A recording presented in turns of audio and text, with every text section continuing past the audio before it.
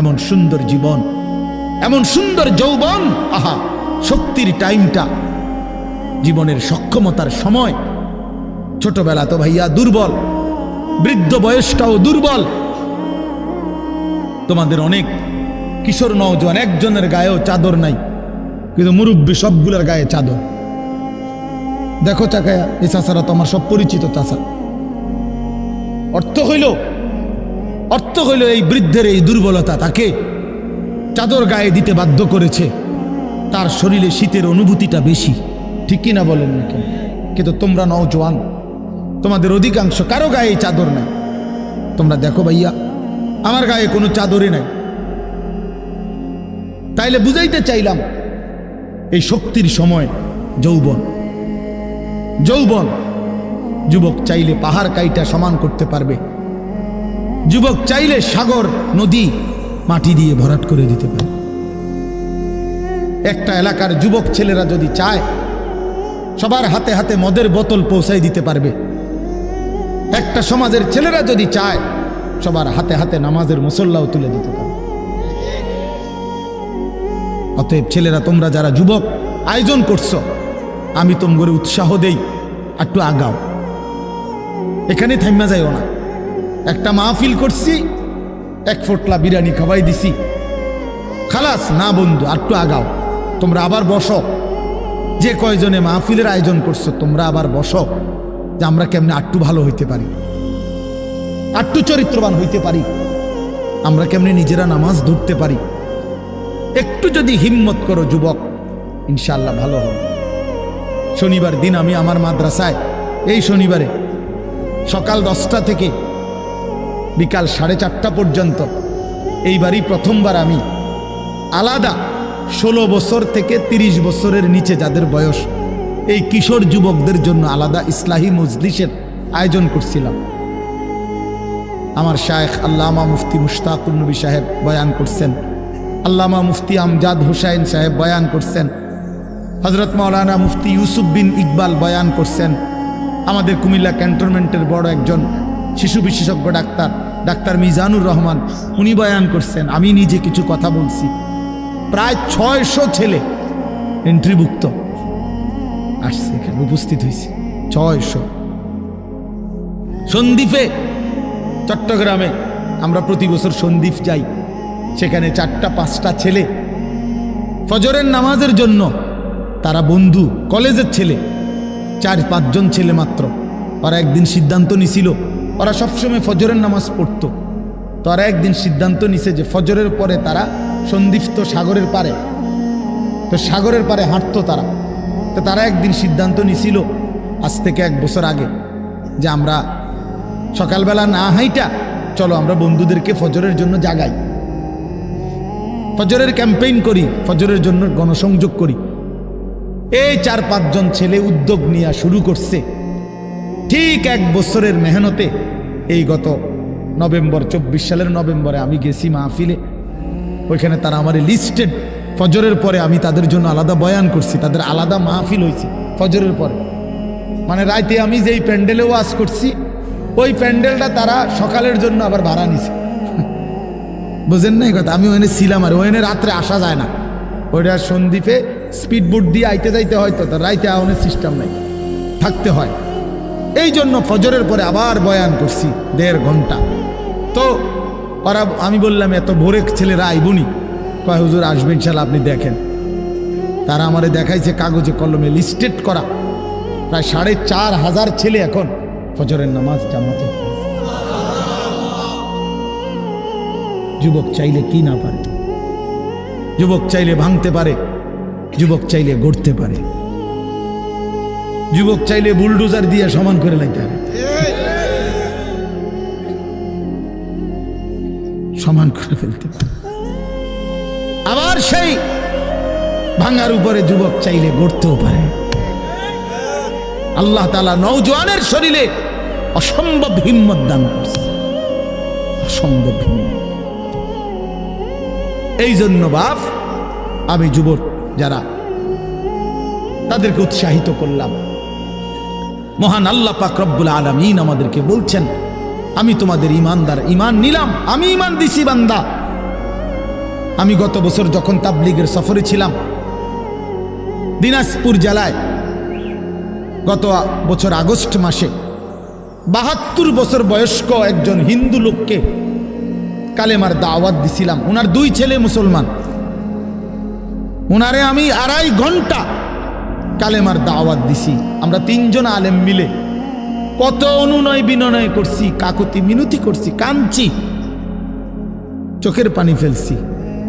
একটা বার চাচা কালেমা পড়েন, আপনার ছেলে মুসলমান, ছেলের বউ মুসলমান, আপনার নাতি নাতনি সব মুসলমান, আপনি এখনো বসে আছেন কেন? আহা, এই ৭২ বছর হয়ে গেছে। বুড়া মিয়া কয় আমি ওটা বলবো না, বলে নাই। আমি আমার সাথীদের কাছে, আমার 26 জন সাথী নিয়ে চিল্লায় গেছি, 16 জন আলেম, এক চিল্লা সফরে 950 মানুষ আল্লাহর রাস্তায় বের হয়েছে চিল্লার জন্য। আলহামদুলিল্লাহ, আল্লাহই করাইছে। তো বলতেছিলাম, আমি সাথীদের কাছে এসে বলছিলাম যে দেখেন ৭২ বছর বয়স হয়ে গেছে, এক আল্লাহর বান্দা, তার জবান দিয়া কোনোদিন তার মালিকের নামটা বের হয়। আমারে আপনারে আল্লাহ তাআলা কত বড় তৌফিক দিছে যে আমরা কত হাজারবার, লক্ষবার কালেমা লা ইলাহা ইল্লাল্লাহ মুহাম্মাদুর রাসূলুল্লাহ এটা যে আমরা পড়তে পারি, পড়তে পারছি, এই সৌভাগ্যের কৃতজ্ঞতা কি? এটা যদি আল্লাহ আমগো জবান দিয়ে কোনোদিন না বলাইতো। কথা বলে না বাপ, এই ছেলেরা মিয়া, এই আব্বাস যারা নামাজ পড়ো না, আরে না ফরমান, তুই যদি হিন্দুর ঘরে জন্ম নিতি, তুই যদি ইহুদির ঘরে জন্ম নিতি, তুই যদি খ্রিস্টানের ঘরে জন্ম নিতি, বেটা কি হতো জীবন যদি কোনোদিন কালেমার আহ্বান না শুনতা? তুমি তো মুসলমানের ঘরে জন্ম নিয়া এভাবে ইমানকে ফেলে দিলা। মুসলমানের ঘরে জন্ম নিয়ে এভাবে নামাজকে প্রত্যাখ্যান করলা। ছি ছি ছি ছি, তোমারে দেখে তো হিন্দুও হাসবে, তোমারে দেখে তো ইহুদিও হাসবে, তোমারে দেখে তো খ্রিস্টানও হাসবে, যে দেখছো ওই নাকি শ্রেষ্ঠ জাতি, ওদের ধর্ম নাকি শ্রেষ্ঠ ধর্ম, ওদের ধর্ম কোরআন নাকি শ্রেষ্ঠ কিতাব, ওদের শ্রেষ্ঠ ধর্ম ওদেরই পছন্দ হয় না, ওদের শ্রেষ্ঠ কিতাব ওরাই পড়তে পারে না। তো এটা কিসের শ্রেষ্ঠ? কথা বলেন না। তাহলে আমি তো আমার ধর্মের অপমান। কথা বলেন না, আমি আমার ধর্মের অপমান না, আমি আমার কোরআনের অপমান। এজন্য তোমরা যারা বেনামাজি ছেলে, তোমরা ধর্মের অপমান। তোমাদের যাদের চুল বেঈমানের মতো, তোমরা মুসলমান ধর্মের অপমান। তোমাদের কারণে আমার ধর্ম লজ্জিত, তোমাদের কারণে ধর্ম বেইজ্জতি হয়েছে। তোমরা ইসলামকে অপমানিত করলা, আল্লাহকে অপমানিত করলা, আমার নবীর শ্রেষ্ঠতম 23 বছরের আদর্শকে তোমরা অপমানিত করলা। এই অপমানের বিচার আল্লাহ করবে, মনে রাখো, ছেড়ে দিবে না বাপ। আল্লাহ কোরআনে বলছে, বান্দা আমি 1 সেকেন্ড ছাড়বো না, আমি হিসাব নিব। তুমি আমারে কি মনে করছো বান্দা? বাদ দুগা খাওয়াইছি দেখিয়া তুমি মনে করছো আমি মাতি না? হ্যাঁ, কিটা মনে করছো? এ পেশাব পায়খানার ভাত তুমি মনে করছো? আমি কিছুই বলবো না, কিছুই বলবো না। তুমি জানো না ফেরাউনকে শোয়াইছে কে? তুমি জানো না কারুনকে শোয়াই দিছে কে? তুমি জানো না নমরুদ সাদ্দাতকে নিশ্চিহ্ন করে দিয়েছে কে? তুমি শোনো নাই? তুমি আন্দাজ করো নাই আমি আল্লাহ কেমন?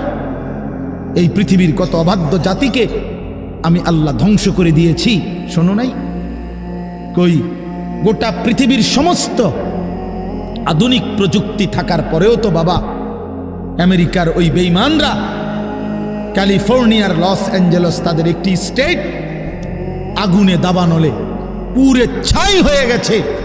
লক্ষ লক্ষ কোটি কোটি মিলিয়ন বিলিয়ন ডলারের এক এক বিল্ডিং। আপনারা মুরব্বীরা মিলিয়ন বিলিয়ন ডলার কি তাই বুঝতেন না? কয়টা আপনি 1 মিলিয়ন বিলিয়ন ডলার কত টাকা? কমপক্ষে 300 টাকার বেশি। মানে আপনি এটি বুঝতেন না, টেহাইডি এটা বুঝতেন না। কথা বুঝছেন কিনা? হ্যাঁ, আমরা কিতাবে পড়ছি এক বুজুর্গকে, হ্যাঁ, একটা জিনিস দামি ওনার কাছে ছিল, তো ওনার কাছে বলছি এটা আপনি বিক্রি করে দেন। কত মূল্য? উনি বলছে 100 দিরহাম, 100 টাকা। তখন উনি যখন বিক্রি করে দিছে, ওনারে 100 দিরহাম দিছে, তো অন্য কেউ ওনারে পরে বলছে, হায় হায় জনাব, আপনি তো বহুত বড় ঠকছেন, মাত্র 100 টাকা দাম চাইলেন, এটার দাম তো আরো অনেক। তো উনি বলছেন, আল্লাহর কসম, 100 টাকার উপরে, 100 দিরহামের উপরে কোনো সংখ্যা আছে? আমার তো এটা জানা নেই, আমার তো এর উপরে কিছু জানা নাই। আমার মেজো বোনের বিয়ে যখন হয়েছিল, মেজো বোন, আমি তখন প্রাইমারি শেষ করে মাদ্রাসায় ভর্তি হয়েছি, এই সময় আমার বোনের বিয়ে হয়েছে।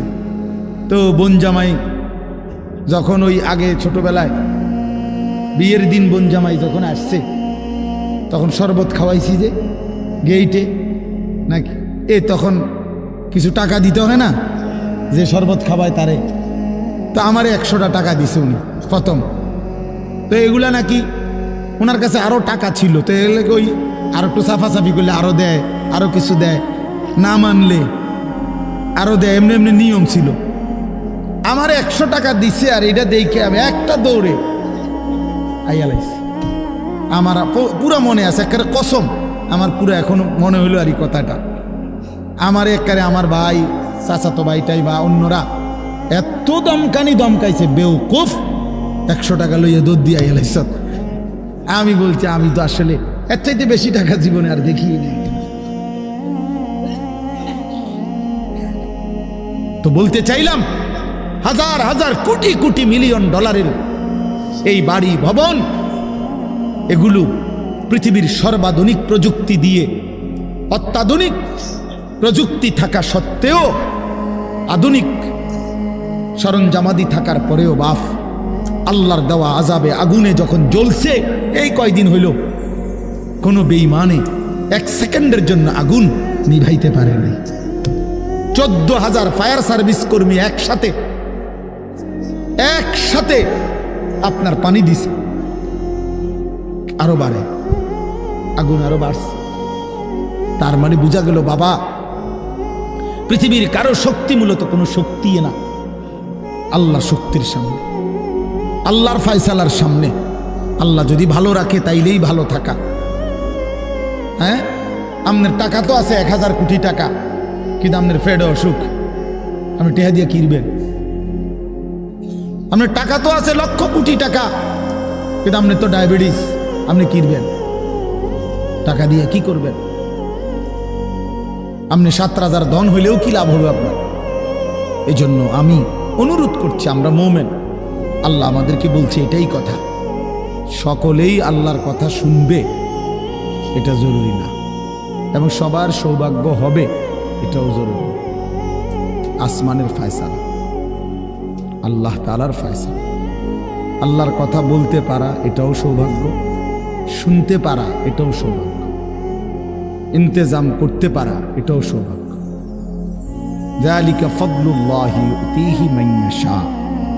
আল্লাহ তাআলা বলছেন, এটা আল্লাহ তাআলার ফজল, অনুগ্রহ, দয়া, তিনি যাকে ইচ্ছে করেন দিয়ে থাকেন,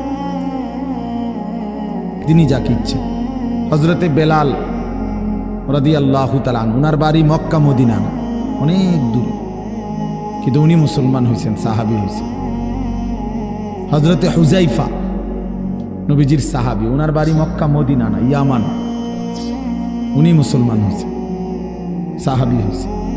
হযরতে সালমান, ওনার বাড়ি মক্কা মদিনা না, ওনার বাড়ি ইরান, পারস্য, তো উনি সেখান থেকে আল্লাহ আনাইছে, উনি কালেমাওয়ালা হয়েছে।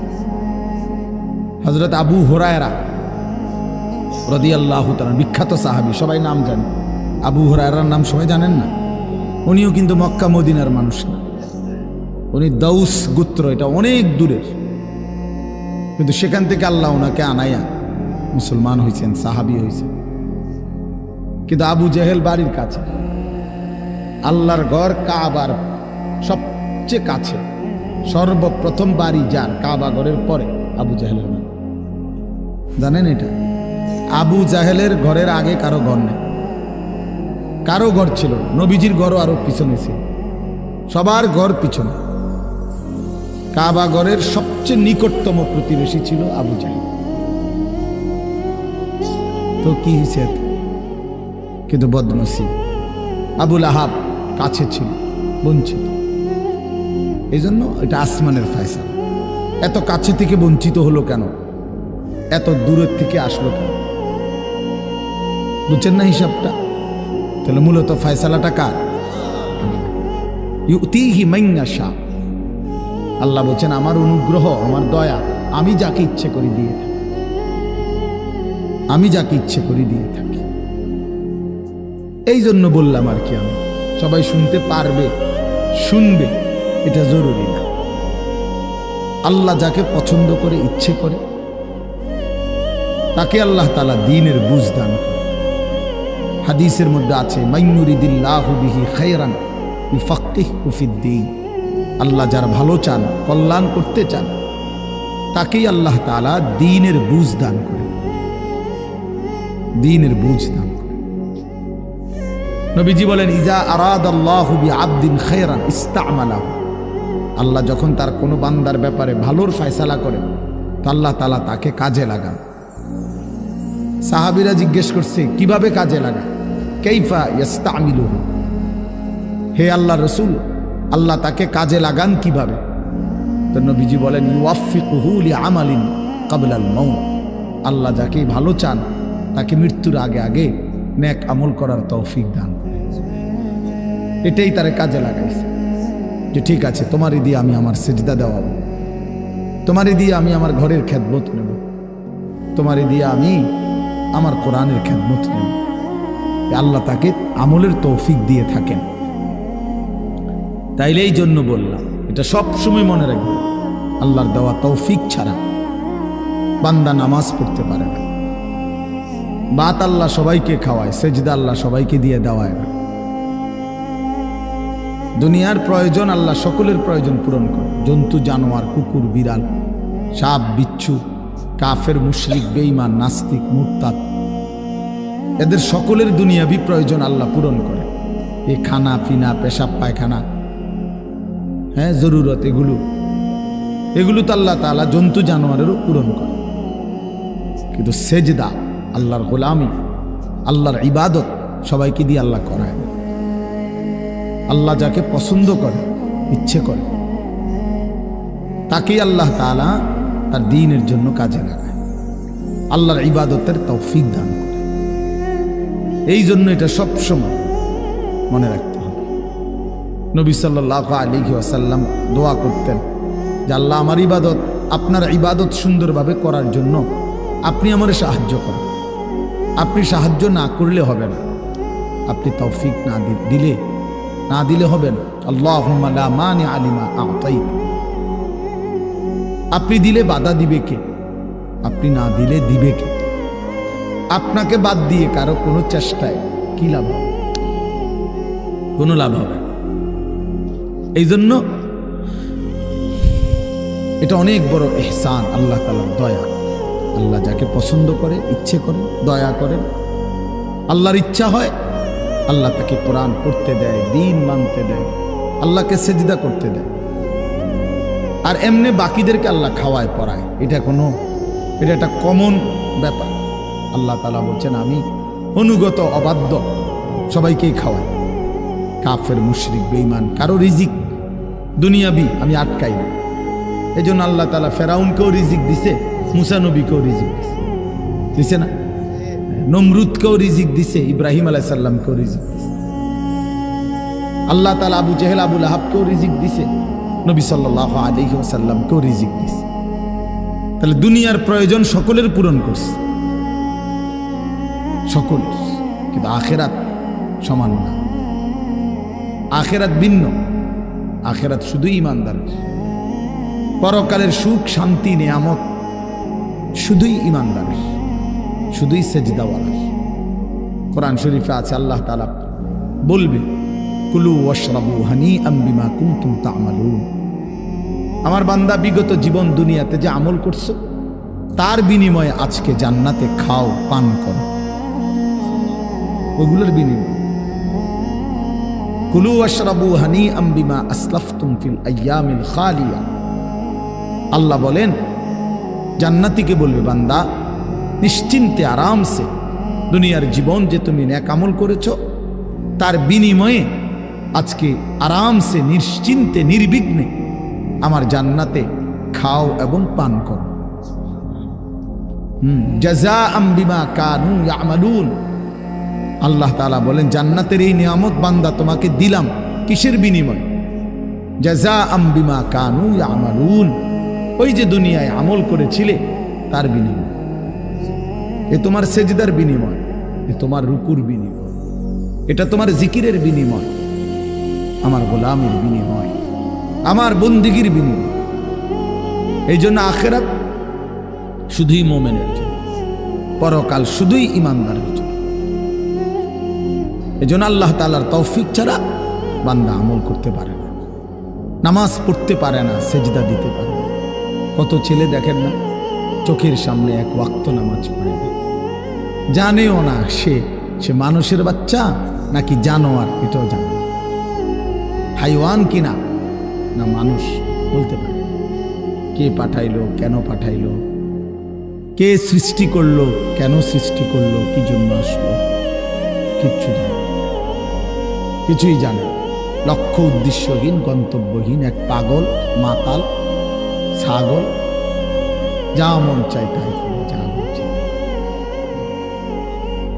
এটা জিন্দিগি আর কি। এই তো লক্ষ্য উদ্দেশ্যহীন জীবন, জন্তু জানোয়ারের জীবন। মুসলমান তো তাকে বলে যার সুনির্দিষ্ট গন্তব্য জানা আছে। ইমানদারের গন্তব্য জানা আছে যে আমার গন্তব্য কোথায়, আমার এটা হায়াত, এরপরে আমার মৃত্যু, কবর, এরপরে আমার হাসরের মাঠ, এরপরে আমার মিজান, হিসাব, এরপরে আমার ফুলসেরাত, এরপরে আমার জান্নাত। আমার টার্গেট জানা আছে, আমার গন্তব্য জানা আছে। আমি থামবো সেদিন, জান্নাতে যাব যেদিন। আমার টেনশন দূর হবে সেদিন, আমি জান্নাতে ঢুকবো যেদিন। ওয়াকালুল হামদুলিল্লাহিল্লাযী আযহাবা আন্নাল হাযান। কোরআনুল কারীমের মধ্যে আছে, আল্লাহ তাআলা বলেন জান্নাতি বান্দা জান্নাতে ঢুকে বলবে, আল্লাহ আপনার প্রশংসা করছি, আজকেই আমার চিন্তা পেরেশানি জীবনের তরে শেষ হল। আজ আমি জান্নাতে ঢুকলাম, এবার আমি নিশ্চিন্ত হলাম, নিশ্চিন্ত হলাম। আর কোনোদিন এই জান্নাত থেকে বের হতে হবে। আল্লাহ তাআলা বলছেন আর কখনোই এখান থেকে বের হইতে হবে না। খালিদিনা ফিহা আবাদা, চিরস্থায়ী। চলেন বাপ, তো এই জন্য বললাম নিজেদের ছেলে, নিজেদের মেয়ে, নিজেরাও ইনসাফের সাথে ভাইবেন যে আপনি আখিরাত চিনেন কিনা। আপনার ছেলে মেয়েগুলো যেই জীবন পরিচালনা করতেছে এতে কি মনে হয়, এতটুকু আন্দাজ করা উচিত যে আমার ছেলে আসলে আখিরাত চিনে কিনা, আমার ছেলের সামনে কোনো গন্তব্য আছে কিনা, নাকি এই মোবাইল, নারী, ছবি, জিনা, ব্যভিচার, মদ, জুয়া, নাচ, গান, উলঙ্গ দৃশ্য, হালাল হারামের কোনো বাজ বিচার নাই, পাক নাফাকের কোনো বাজ বিচার নাই, লজ্জা শরম হায়া কিচ্ছু নাই। যখন যা যা মন চায় খাইতেছে, হ্যাঁ, যা মন চায় তাই করতেছে। তো এই খামখেয়ালি জীবন, যখন যা মন চায় তাই, হালাল হারাম, জায়েজ না জায়েজের জীবন, যার পার্থক্য নাই। আল্লাহ তাআলা কোরআনে বলছে তার উদাহরণ হলো ফামাসালুহু কামাসালিল কালব, কুত্তার মতো। হ্যাঁ, এটা কোরআন শরীফের আয়াত। ওই জীবন কুত্তার জীবন, কুকুরের জীবন। এই জন্য আমি সবসময় এটা বুঝি, বেনামাজির জিন্দেগি কুত্তার জিন্দেগি। এই ফজরের নামাজ না পড়ে যে জানোয়ারগুলো ঘুমায় থাকে, এগুলা কুকুরের জিন্দেগি। খালাস। এই সুদখোরগুলো যে জিন্দেগি কাটায়, এগুলো কুকুরের জিন্দেগি। এই হারামখোরগুলো যে জীবন কাটায় এটা জানোয়ারের জীবন। কোরআন শরীফের আয়াত এটা। ওয়াত্তাবাআ হাওয়াহু ফামাসালুহু কামাসালিল কালব। আল্লাহ বলছে মনের ইচ্ছা মতো যে চলে, আল্লাহর হুকুমের পরোয়া করে না, হালাল হারাম এর পার্থক্য যে মানে না, আল্লাহ বলছে তার উদাহরণ কামাসালিল কালব, কুত্তার মতো, কুকুরের মতো। ইন তাহমিল আলাইহি ইয়ালহাস আও তাতরুকহু ইয়ালহাস। আল্লাহ বলছে কুকুরের স্বভাব, দৌড়ানি দিল জিব্বা লম্বা করে হাঁফায়, ছেড়ে দিল দাঁড়ায়া দাঁড়ায়া জিব্বা লম্বা করে হাঁফায়, জিব্বা লম্বা করে হাঁফায়, এমন করে। এ কুকুরের স্বভাব। পেলেও অতৃপ্ত, না পেলেও অতৃপ্ত, থাকলেও অশান্তি, না থাকলেও অশান্তি। কারণ হারাম করছে, নাফরমান যে, আল্লাহর অবাধ্য যে, পাক নাফাক, হালাল হারাম, যার কাছে সুদ আর ব্যবসা একই রকম মনে হয়, সে কি মানুষ নাকি? যার কাছে আপন বউ পরের মহিলা সমান মনে হয়, নিজের বউও দেখে, মানুষের বেডিও দেখে, তো তার কাছে কি কোনো হালাল হারামের পার্থক্য আছে কি? তো সে জানোয়ার না তো জানোয়ার কে? সে জানোয়ার না তো জানোয়ারটা কে? তাই বলে ইনসাফের কথা বলে, নাহলে বিচারে কর কি কয়।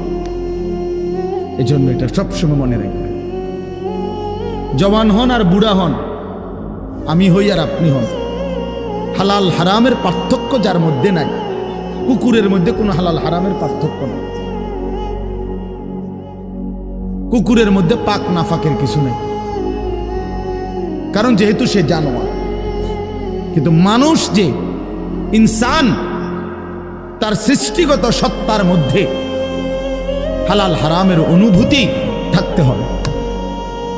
মুসলমান তাকেই বলবে যার মধ্যে জায়েজ না জায়েজের পার্থক্য আছে, হালাল হারামের অনুভূতি আছে, পাক নাফাকের অনুভূতি আছে। কোরআনুল কারীমে আল্লাহ তাআলা এটা বলছেন। এজন্য নবীজি বলছেন আল হালালু বাইয়িন ওয়াল হারামু বাইয়িন। যেটা হালাল এটা স্পষ্ট, যেটা হারাম এটাও স্পষ্ট।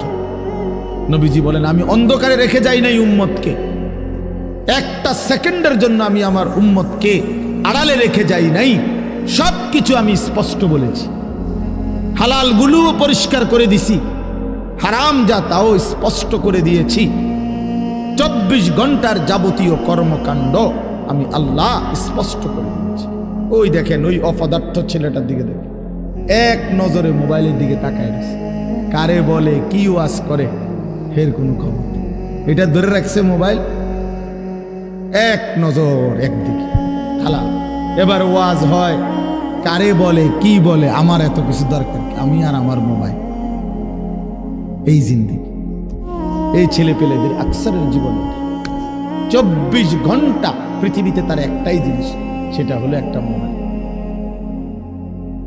এটাই তার মা, এটাই তার বাবা, এটাই তার আত্মীয়, এটাই তার স্বজন। মোবাইলেই হাসে, মোবাইলেই কাঁদে, মোবাইলেই আবেগ, মোবাইলেই অনুভূতি, সব কিছু জীবনের মোবাইলটা। কোত্থেকে আসলো, কে বানাইলো, কে সৃষ্টি করলো, কেন পাঠাইলো, কে আমারে বানাইলো, আমি কোত্থেকে আসলাম, কেন রাত হয়, কেন দিন হয়, আমার কোনো দায়িত্ব আছে কিনা আমার আল্লাহর পক্ষ থেকে, কিচ্ছুর কোনো সামান্যতম বুঝ বুদ্ধি আকল দিমাগ কিচ্ছু। 365 দিন, এক বছরে কোনো দিন নামাজ পড়ে না, তারও কিছু মনে পড়ে না, কেউ তারে মনে করাইও দেয় না। কই তার বাপ কেডা, তার মা কি, কেউ একটু বলেও না যে কিরে বাপ তুমি যে এক ওয়াক্ত নামাজ পড়ো না, তুমি মুসলমানের বাচ্চা হইলা কেন, তুমি মানুষের বাচ্চা হইলা কেন?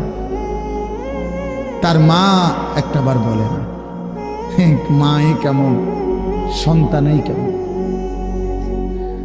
আমার খুব আফসোস লাগে, এটা খুব আফসোস। মাঝে মাঝে মনটা চায় যে কি আসলে কি মুসলমান এত পাষাণ হইল কেমন? বাপে কেমন, সন্তানেই কেমন, মাই কেমন, মেয়েটাই কেমন। কেউ পর্দা করে না, মাও বেপর্দা, মেয়েও বেপর্দা। বাপ ফুজি ছেলে মেয়ে সবাই মিলে টেলিভিশন চায়, একসাথে নাচ গান নর্তকীর ছবি নাটক সিনেমা দেখতেছে। ছি ছি ছি ছি! কত নিকৃষ্ট মুসলমান, কত বেশরম বেহায়া নির্লজ্জ হইলে এত বড় বেশরম হইতে পারে? আত্মমর্যাদা, আত্মসম্মান, লজ্জা যদি এক বিন্দু থাকতো তাইলে তো বাবা জিজ্ঞেস করতো যে কিরে বাপ, তুই মুসলমানের ঘরে জন্ম নিয়া এক ওয়াক্ত নামাজ পড়ে না, তুই কেমনে রে আমি মুসলমানের সন্তান হইলি? তুই মুসলমানের ঘরে সন্তান হইলি কেমন? আরে এইটা তো আগে বোঝাপড়া করার বিষয় ছিল। তোর বিদেশ, তোর চাকরি, তোর দাখিল, তোর এসএসসি বেড়া এডি বাদ দে বেড়া, থো বেড়া এডি পরের কথা বেড়া। আগে তুই মুসলমানের বাচ্চা কিনা আগে এটা বল বেটা। তোর নামাজের বোঝাপড়া কর আগে বেটা। কিসের তোর বিদেশ, আবার কিসের তোর দেশ? তোর চাকরি দিয়ে আমি করব কি? তোর ব্যবসা দিয়ে আমি করবো কি? তোর উপার্জন খাইয়া আমি করবো কি বেটা? তুই তো হারাম কর, তুই তো নাফরমান। এতটুকু যদি বিবেক বাবার না থাকে, সেটা কেমন বাপ? এ কেমন অভিভাবক? এ কেমন মুসলমান মা বাবা যাদের হৃদয়ে এই কথা আসলো না? আপনার তো উচিত ছিল আগে এই বুঝাপড়া করা। আগে ছেলের সাথেই বুঝাপড়া করেন। তুই মুসলমানের বাচ্চা কিনা আগে এটা বল। মুসলমানের বাচ্চা 16 বৎসরে এক ওয়াক্ত নামাজ ছাড়া থাকে কেন? কথা বলেন, ইনসাফ কি বলে? ইনসাফের কথা বলেন, বিচারের কথা বলেন। ছেলেগুলোকে আপনারা এভাবে ছেড়ে দিলেন, আর তোমরা ছেলেরাও বাবা এভাবে নষ্ট হয়ে গেল। অনাদরে, অবহেলায় এমন সুন্দর জীবন, এমন সুন্দর যৌবন, শরীর স্বাস্থ্য সব শেষ করে দিলাম। একবারও মনে পড়লো না তোমারও তো শেষ আছে বাপ। রাত যেমন ভোর হয়, দিন যেমন রাত হয়, তোমারও হায়াতও একদিন শেষ হবে। প্রতি ঘন্টা মিনিট সেকেন্ড যায় মানে তোমার হায়াত যায়, আমার হায়াত যায়, ঠিক না? তো আল্লাহ আমাদেরকে বুঝ দান করেন। এজন্য বাপ আমরা ভাবা উচিত, আমাদের এটা ফিকির করা উচিত। ছোটরাও বড়রাও মাঝ বয়সীরাও এত লাগাম ছাড়া মানুষ হয় না। মুসলমানের জীবন এত বড়, জন্তু জানোয়ারের মতো হওয়ার কথা না বাবা। হ্যাঁ, গুনাহ হইতে পারে, গুনাহ আমারও আছে, আপনাদেরও আছে, গুনাহ হইতে পারে, হবে। সেটা হলো হুচট খাওয়া। মানে চলার পথে আমি 10 কিলো পথ হাঁটলাম, আমি 30 কিলো পথ গেছি এক জায়গা থেকে আরেক জায়গায়। তো এই চলার পথে হয়তো একবার আধবার পড়ে যাইতে পারি, পিছলা খাইতে পারি, ঠিক আছে, এটা হইতে পারে। কিন্তু আমি বুঝি 30 কিলোমিটার একেবারেই ফিরে রইলাম, পিছলা খাইয়া রইলাম। তাহলে ভুল আমার হইতে পারে, গুনাহ আমার হইতে পারে। আমার 6 মাসে কোনোদিন নামাজ ছুটে যাইতে পারে। আমি জীবন চলার পথে কখনো কাউকে রাগ করতে পারি, গালি দিয়া লাইতে পারি। এটা তো হওয়া স্বাভাবিক, হইতে পারে। কিন্তু লাগাতার প্রতিদিন একরকম, এটা মুসলমান? কথা বুঝছেন কিনা আমার? আপনি বুঝি এখানে প্রত্যেকদিন মিশা কথা কইবেন, আপনি বুঝি প্রতিদিন সুদ খাইবেন, আপনি বুঝি প্রত্যেক দিন ওজনে কম দিবেন, এটা বুঝি মুসলমান? আপনি বুঝি একদিনও নামাজ পড়তেন না, আপনি বুঝি 365 দিনে কোনোদিন ফজরের নামাজ পড়তেন না, এটা মুসলমান? তো এটা তো হুচট খাওয়া না, এটা তো গাদ্দারি, এটা তো ইচ্ছা করে ঠান্ডা মাথায় ধীরে সুস্থে ভেবে চিনতে আল্লাহর সাথে গাদ্দারি করতেছে। আল্লাহরে বুড়া আঙ্গুল দেখাইতেছে যে দেখো কইলা কেন সেজদা দিতাম না, চাই কিতা করতাম। আল্লাহ বলবে অসুবিধা নাই বান্দা, বাতে না খাও, আর তো বেশি কিছু না, দুগা খানাই তো খাও আর ঘুম যাও, খানা তো কুত্তাও খায়। তবে মনে রাখো, কবরে আইসো একটা লাথি দেওয়া মু ফেরেস্তারে দিয়া, একটা লাথি, এক লাথিতে বুঝবা আমার নাফরমানির শাস্তি কি। কাল্লা সাউফা তা'লামুন সুম্মা কাল্লা সাউফা তা'লামুন। আল্লাহ বলে, বান্দা কবরে আইসো, আমি বুঝায় দেব আমার নাফরমানির শাস্তিটা কি। ফেরেশতা দুই কান বরাবর। আল্লাহর নবী বলছেন, নাফরমানের কবরে ফেরেশতা ফায়াদরিবু দারবাতান বাইনা উযুনাইহি, দুইটা কান বরাবর ঘাড়ের মধ্যে প্রত্যেকটা আঘাত করবে লোহার হাতুড়ি দিয়ে। ফায়াসিহু সাইহাতান, নাফরমান কবরে এত জোরে চিৎকার করবে, ইয়াসমাউহা মান ইয়ালিহি ইল্লা সাকালাইন। আল্লাহর নবী বলেন, দুনিয়াবাসী মানুষ এবং জিন ব্যতীত আল্লাহর সব সৃষ্টি ওই বেঈমানের কবরের চিৎকার শুনতে পাবে। এমন জোরে চিৎকার দিবে, একটা একটা আঘাত এভাবেই চলবে কিয়ামত পর্যন্ত, এভাবেই চলবে কিয়ামত পর্যন্ত। আল্লাহর নবী সাল্লাল্লাহু আলাইহি ওয়াসাল্লাম বলেন, নাফরমান পাপীকে যখন কবরে রাখা হবে, তিনটা প্রশ্নের উত্তর যখন নাফরমান দিতে পারবে না, সাথে সাথে কবর তারে এত জোরে একটা চাপ দিবে, একটা চাপ দিয়া ডান পাশের মাটি বাম দিকে, বাম দিকের মাটি ডান পাশে চলে আসবে, হাত্তা তাখতালিফা আদলাউহু।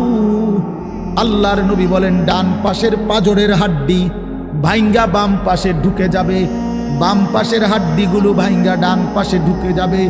নবীজি দেখায়া দিছে, হাত্তা তাখতালিফা আদলাউহু, এইভাবে দুই আঙ্গুল একটা যেমন আরেকটার মধ্যে ঢুকে যায়। আল্লাহর নবী বলেন, এভাবে পাঁজরের হাড্ডি একটা আরেকটার মধ্যে ঢুকে যাবে। কি বাপ মনে করছো তোমারে এমনে এমনে ছেড়ে দিব? কি মনে করছো যার ভাত খাইলা তার বুঝি হিসাব দিতে হবে না? কি মনে করছো মুফত এটা? হ্যাঁ, কার পানি পান করেছো, কার ভাত খেয়েছো, কার আসমান, কার জমিন, কার চন্দ্র, কার সূর্য ব্যবহার করেছো বান্দা?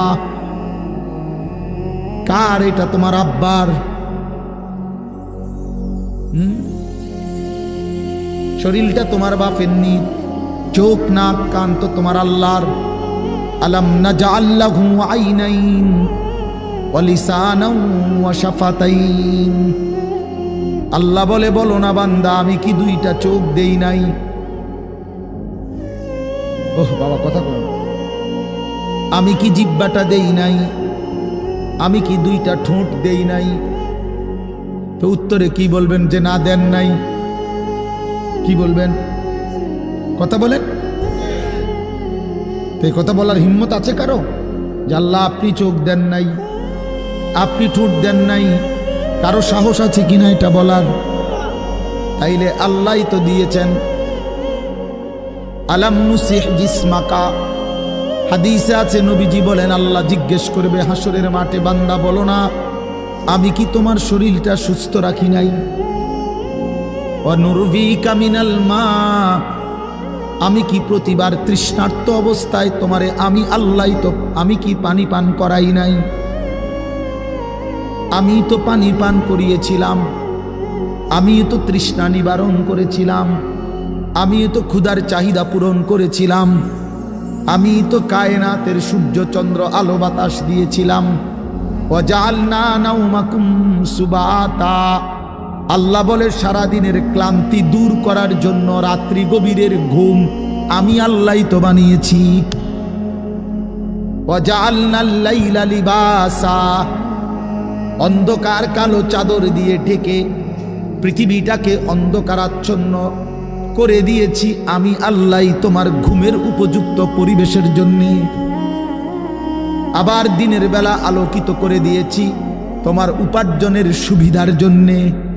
রাতে তুমি ঘুমাইবার জন্য অন্ধকার করে দিয়েছি। দিনে তুমি রোজগার করবা এই জন্য আলোকিত করে দিয়েছি। সুবহানাল্লাহ।